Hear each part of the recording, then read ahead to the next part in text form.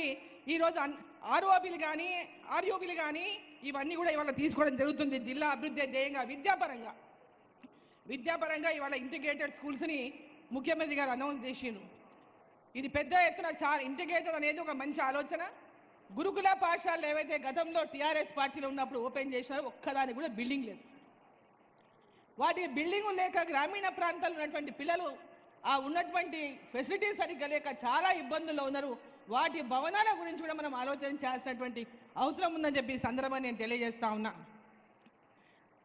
ఈరోజు మహబూబ్ నగర్లో పాలమూరు యూనివర్సిటీకి కూడా కేంద్ర ప్రభుత్వం ద్వారా 120 కోట్లు అంటే 120 కోట్లు శాంక్షన్ అయిన సందర్భంగా దాంట్లో భాగంగా ఇవాళ లా కాలేజ్ బిల్డింగ్ శంకుస్థాపన చేసుకున్నాం. అక్కడ ఇంజనీరింగ్ బిల్డింగ్ శంకుస్థాపన చేసుకున్నాం.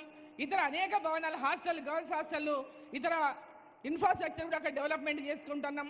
కాబట్టి ఈరోజు కేంద్ర రాష్ట్ర ప్రభుత్వాల యొక్క ఈ యొక్క అభివృద్ధి పైన పెద్ద ఎత్తున మరి దృష్టి పెట్టి కేంద్ర ప్రభుత్వ నిధులకు మన రాష్ట్ర ప్రభుత్వ నిధులను మ్యాచింగ్ చేసుకుంటూ ఎక్కడ కూడా ఆ పథకాలు ల్యాబ్స్ కాకుండా పూర్తి స్థాయిలో ఉపయోగించుకోవాలని ముఖ్యమంత్రి గారిని వేదిక ద్వారా కోరుతూ మరి మామునార్లో ఇంకొక ముఖ్య విషయం, పాలమూరు జిల్లాలో రోడ్ల పరిస్థితి చాలా అధ్వానంగా ఉంది. ముఖ్యమంత్రి గారిని కోరుతున్నా, అదేవిధంగా రాష్ట్రంలో ఇతర జిల్లాలో ఉన్న మంత్రులను కోరుతున్నా, మా జిల్లా మీద దగ్గర ప్రేమ కురిపియండి. మా ముఖ్యమంత్రి గారు ఈ జిల్లా నుంచి కాబట్టి ప్రజలకు పెద్ద ఎత్తున ఆశలు ఉన్నాయి. ప్రతి గ్రామానికి కూడా ఈరోజు రోడ్లు లేదు, చాలా దీనావస్థలో ఉన్నాయి.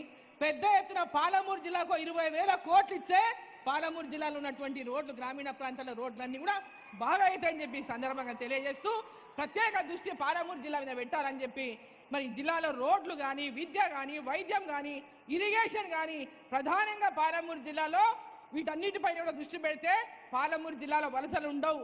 పాలమూరు జిల్లాలో పిల్లలు మంచి విద్యావంతులు తెలివైన వాళ్ళు ఉన్నారు, ఎక్కడెక్కడో పోయి వాళ్ళు బతుకుతున్నారు.